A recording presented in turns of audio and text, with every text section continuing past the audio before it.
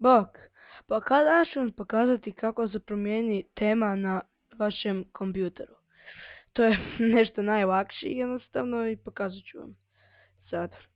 Ako imate ovu temu i šta već god, najlakše je dodati samo u users ovdje, no, user accounts i change the computer theme. Uđete u to i izabereš šta ja znam. Primjer, evo, Disney, Magic, ovo govno neko. Ajde, samo ću vam pokazati. Duše treba, ovo je mislim jaka dosta tema. Da, duše će trebate mislim. Dosta jaka tema.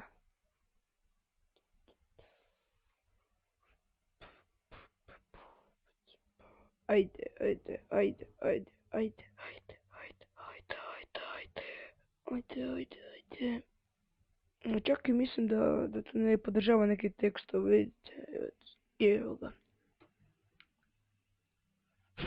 Šta je ovo? Koji kurac?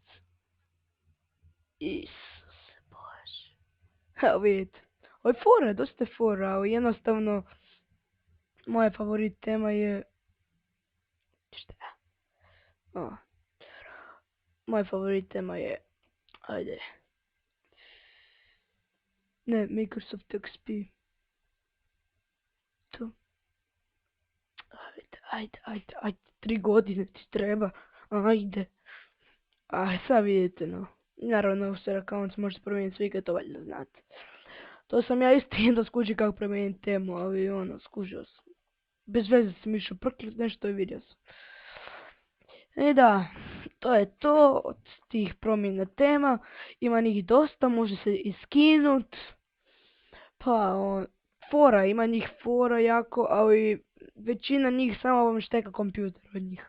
Tako da ne preporučujem, najbolje imati običnu temu, a ne to je već bez veze.